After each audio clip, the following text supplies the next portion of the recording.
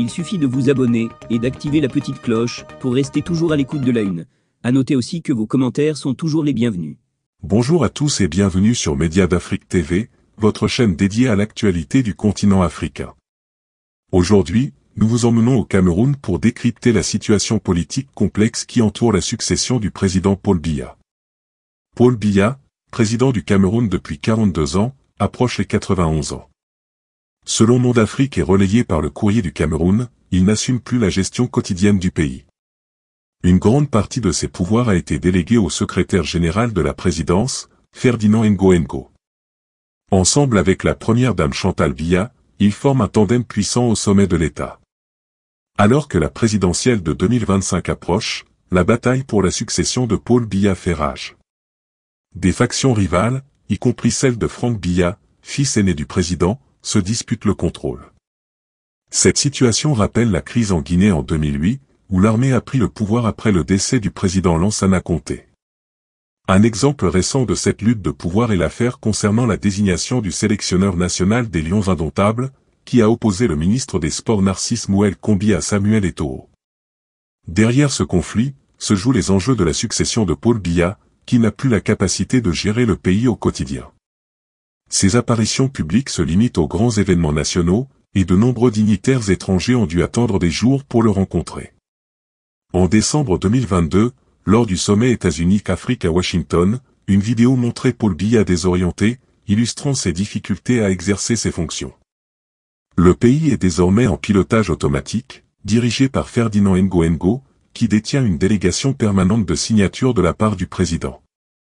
Ngo, autrefois simple exécutant, est devenu le véritable chef du Cameroun.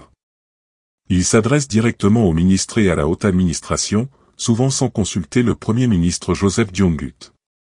Profitant de sa position, Ngo a placé ses fidèles à la tête de grandes institutions publiques et bénéficie du soutien des unités d'élite de l'armée. Sa proximité avec Chantal Biya, originaire comme lui de la Haute-Sanaga, renforce son pouvoir. Face à cette influence, d'autres clans, comme celui de Louis-Paul Motaz, ministre des Finances et neveu de Paul Biya, se préparent également à la succession. Franck Biya, fils aîné du président, tente aussi de se positionner. Après des années passées à l'étranger, il est de retour au Cameroun et a réconcilié avec Chantal Biya pour augmenter ses chances.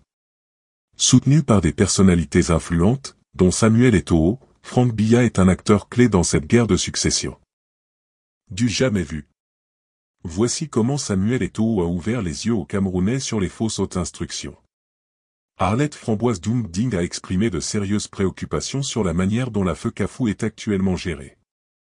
Selon elle, les instructions supposément émises par le président de la République au sujet du staff des Lions indomptables sont contradictoires.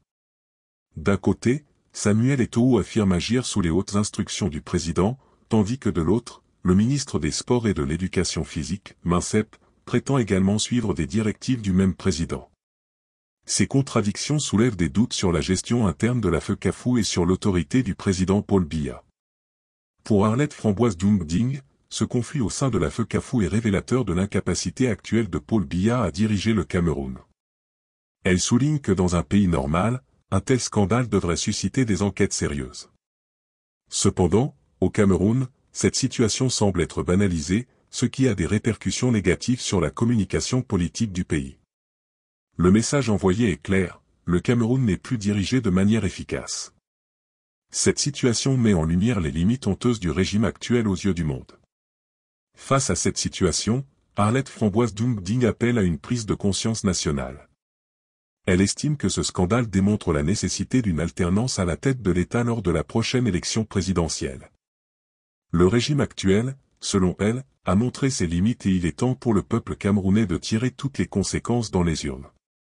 Elle encourage vivement les Camerounais à s'inscrire sur les listes électorales et à se préparer à voter pour un changement qualitatif. Pour elle, un changement à la tête de l'État entraînera automatiquement une amélioration dans le fonctionnement de la FECAFOU, car cette institution est gérée de la même manière que le pays tout entier. En conclusion, la gestion de la FECAFOU sous la présidence actuelle soulève de nombreuses questions et inquiétudes. Arlette Framboise Doumding nous rappelle l'importance de ne pas banaliser ces scandales et de se mobiliser pour un changement à la tête de l'État. Le Cameroun mérite une direction capable de gérer efficacement ses institutions et de redorer son image sur la scène internationale. Merci d'avoir suivi cette analyse sur Média d'Afrique TV. N'oubliez pas de vous abonner à notre chaîne pour ne manquer aucune de nos vidéos. Laissez-nous vos commentaires et dites-nous ce que vous pensez de la situation actuelle de la FECAFOU et de la gestion du pays. À bientôt pour une nouvelle vidéo.